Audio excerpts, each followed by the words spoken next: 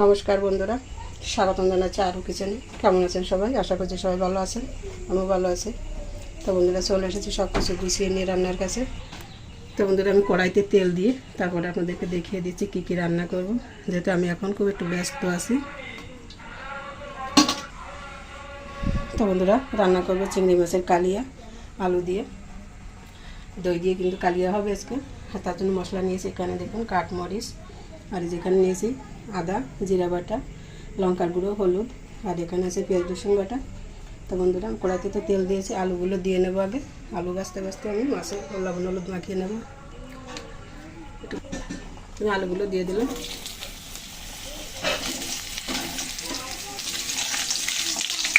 আলুগুলো একটু সুন্দর করে আমি ভেজে নেবো আগে। সামনে একটু হলুদ দিয়ে নিচ্ছি আলুতে। আলুটা ভাজতে ভাজতে আমি মাছের লবণ হলুদ দেখে নিচ্ছি, দিয়ে দিচ্ছি 1 চামচ লবণ। মাছটার নাম আপনারা কী নামে চেনেন? আমরা এটাকে চাকা চিংড়ি বলি, আপনারা কী বলেন কমেন্টে জানাবেন।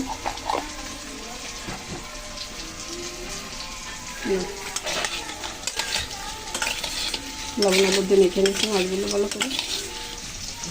এই মশলাটাও জল দিয়ে গুলে নেব, আর এই বাটিতেই মশলা ছিল, সেই বাটিটা দিয়ে দিচ্ছি জল। মশলাটা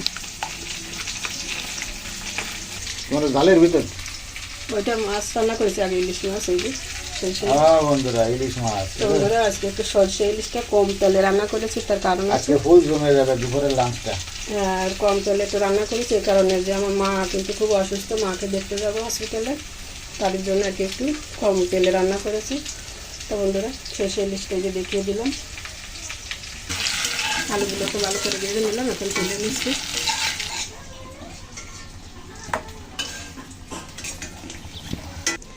আলু তো ভেজে তুলে নিলাম, এখন চিংড়িগুলো ভেজে নেবে তেলের ভিতরে।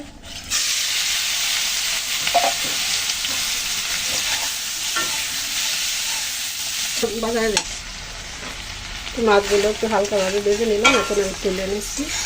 তো বন্ধুরা, যেহেতু কালিয়া করবে এর জন্য কিন্তু এর থেকে বেশি না ভাজলেও চলবে। তুলে নিলাম। তো বন্ধুরা, চিংড়িগুলোতে যে ভেজে তুলে নিলাম। তো বন্ধুরা, কড়াই আর না দিয়ে ওই কড়াইতেই তেল দিয়ে দিচ্ছি আবার রান্নার জন্য।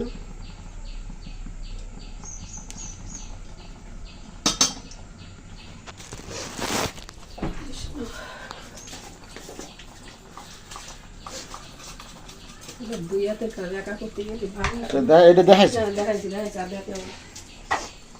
তেল দিয়েও দেখাইছি না।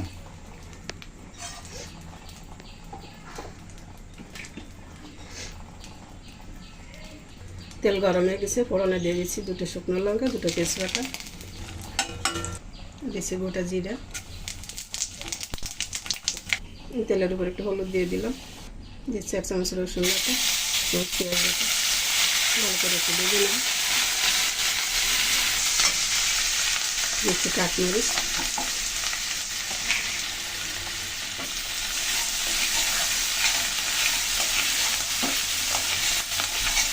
আমাদের চিংড়ি মাছের কালিয়া আপনারা কে কীভাবে করেন কমেন্টে জানাবেন, আর আমাদের এই পদ্ধতি আপনাদের কাছে কেমন লাগছে দেখতে সেটাও কিন্তু জানিয়ে যাবেন।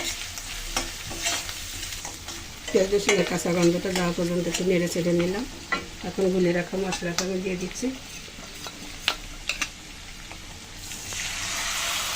দিচ্ছি প্যাটানো টক দই, সব কিছু দিয়ে মশলাটা আমি সুন্দর করে কষিয়ে নেব। দিচ্ছি গোটা গরম মশলা,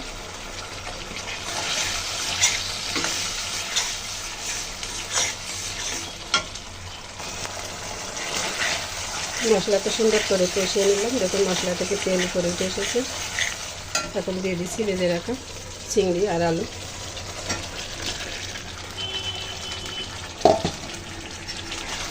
আলু চিংড়ি দিয়ে একটু মশলার সাথে সুন্দর করে কষিয়ে নেব। মশলা দিয়ে আলু চিংড়ি সুন্দর করে কষিয়ে নিলাম। এখন দিয়ে দিচ্ছি পরিমাণ মতো লবণ, আর দিচ্ছি 1/2 চামচ চিনি, যেহেতু টক দই দিয়েছি সে ব্যালেন্সটা ঠিক রাখার জন্য চিনি দিয়ে দিলাম।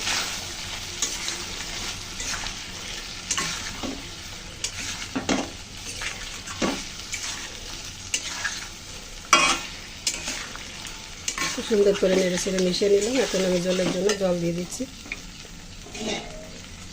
গামলাটা দিয়ে জল দিয়ে দিলাম।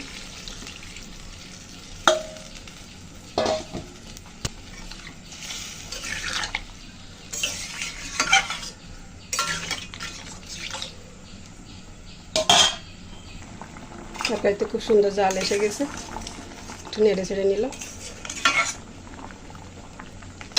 একটু ঢাকা দিয়ে দিচ্ছি। তো বন্ধুরা সাথে থাকুন, আমার দেখতে থাকুন।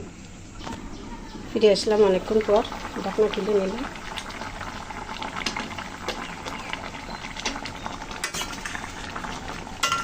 তো বন্ধুরা দেখুন রান্না কিন্তু প্রায় হয়ে গেছে। এই পর্যায়ে এসে আমি এখন একটু আদা জিরা বাটা দিয়ে দিলাম। তো বন্ধুরা রান্নার এই পথে মাছ পথে এসে বা নামানোর আগে জিরা বাটা আদা বাটা দিলে কিন্তু তরকারির স্বাদটা কিন্তু দারুণ আসে। আপনারা একবার বাসায় করে দেখবেন এভাবে, আর কমেন্টে আমাকে জানাবেন যে সত্যি ভালো হয়েছিল কিনা। দেখুন তরকারিগুলো কিন্তু সিদ্ধ হয়ে গেছে। আমি আবার একটু ঢাকা দিয়ে দিচ্ছি।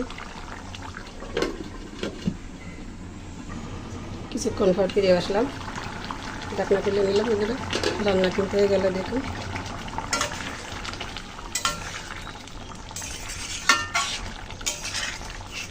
দেখুন তরকারিগুলো কত সুন্দর একদম সফট হয়ে গেছে।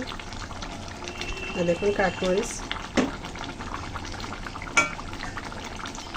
দেখুন তরকারির থেকে বেশি কিন্তু এই সইজাল বা কাঠমরিচটা সিদ্ধ হয়ে গেছে। আর এটা খেতে কিন্তু দারুণ লাগে। তো সবশেষে আমি একটু ভাজা জিরার গুঁড়ি আর প্যাকেটের গরম মশলা দিয়ে দিলাম।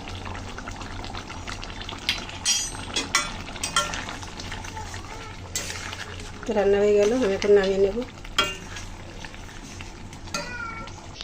তো বন্ধুরা এই চিংড়ি মাছের এই কালিয়াটা নামিয়ে নিলাম। তো কেমন লাগলো আপনাদের কাছে গরম গরম ধোয়াটাই রেসিপিটি কেমন লেগেছে কমেন্টে জানাতে কিন্তু একদম বলবেন না। তো সবাই ভালো থাকুন, সুস্থ থাকুন।